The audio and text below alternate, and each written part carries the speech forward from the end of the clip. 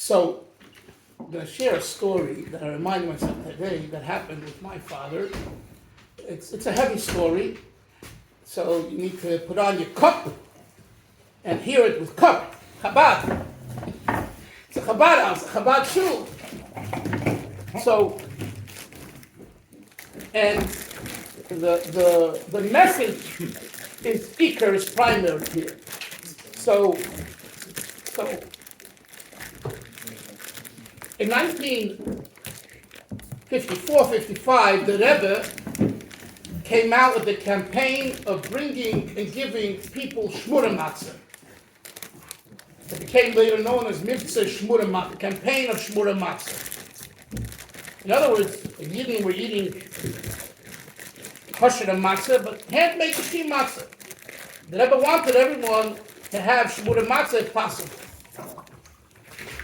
So he spoke about it. He got everyone excited.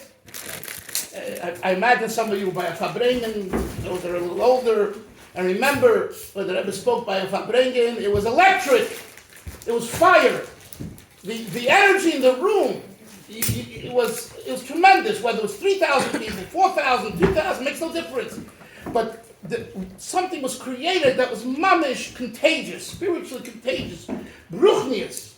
So the Rebbe accomplished this, that is Chassidim all over, in Eretz Yisrael in particular, and in America, Canada, Australia, started to give out matzahs before Pesach, which I'm sure the Rav does and everyone does like that. Okay.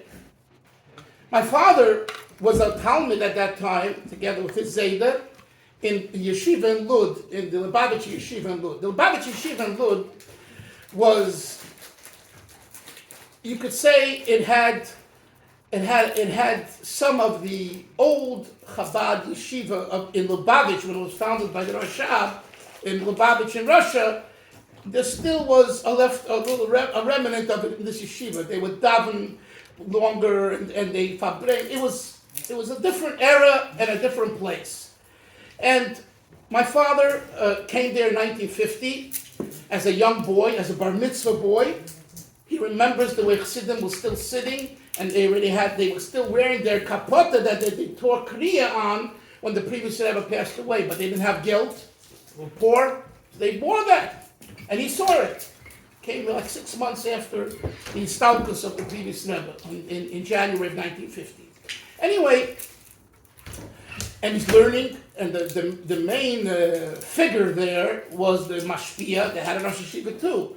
But the main figure was a Yid by the name of Reb Shlomo Chaim Kesselman, who his Zayda was like a kind of took over once he passed away. He like had that because he was very close to him. My father was very close too, but different way.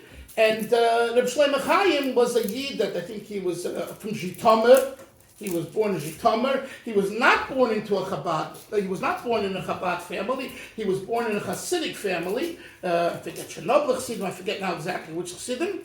But he came to Taim Chitmimim, to the Lubavitch Yeshiva, and became a Lubavitcher. Anyway, and he was a very smart person. Some called him like the best psychologist Chabad ever had. And good verstanden a bocher. He understood how to take a bocher and to develop a bocher, to become a real Chassidish bocher, a Noived Elikim and a Baldargen, and a Yerushalayim. He really knew that very well. And he was a Chassidish Yid. And he was learned by the Rashab, was the Chassid, and had yeshivas running in the underground for the Frierdiker Rebbe, and then became a Chassid of the Rebbe. Anyway, so he had this training, okay? So after the Rebbe came out with the campaign in 1955, 56, 57, my father was already 18, 19, 20, whatever. So he took a job, Bein Hazmanim, in the bakery in Yerushalayim, in Geula, I believe.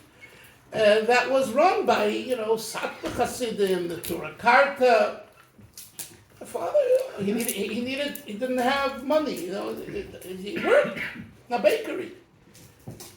Now, story within a story. When my father On his way from Eretz Yisrael to America, he was in France for 6 months to get the visa. He was on the ship, I forget what ship now, and someone stole his money. Not only steal his money, that my Zayda gave my father to travel, he stole his food. So here is a from the Lubavitcher Bacher, what's going to rest, what is he going to eat? And when he gets off the ship, then he needs some money to buy. Anyway, my father made a minyan on the ship. Made a minyan. At this minyan, there was a sakbar chassid. So my father goes over to him and he says, Shalom Aleichem, and he says, they stole my money, can you help me? So he says to him, let me ask you a question. You just made a minyan. He says, yeah. He says, very nice. Who were you mitzaref to the minyan? Who were the 10 people? So he says, you saw the 10 people. He says, yeah, boy, I saw the 10 people. There were non-religious Jews that were part of the minyan. The majority, I don't know that. Okay. But he says, they're goyim. You were mitzaref goyim to a minyan. My father says, what? They're goyim. They're Yidden. They're not like us, from Yidden, like a Chabad who says, yet. Not from Yidden yet. Aber seine Yidden.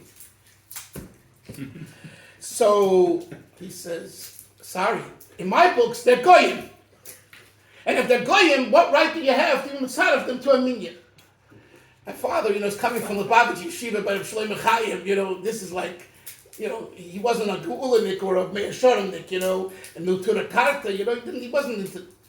So he finds out that this is, and who was it? It was the famous philanthropist of Sakbar and Dushinsky and Neturei Karta was, Getzel Berger was his name, you must have heard his name. He was a Yid who lived in London,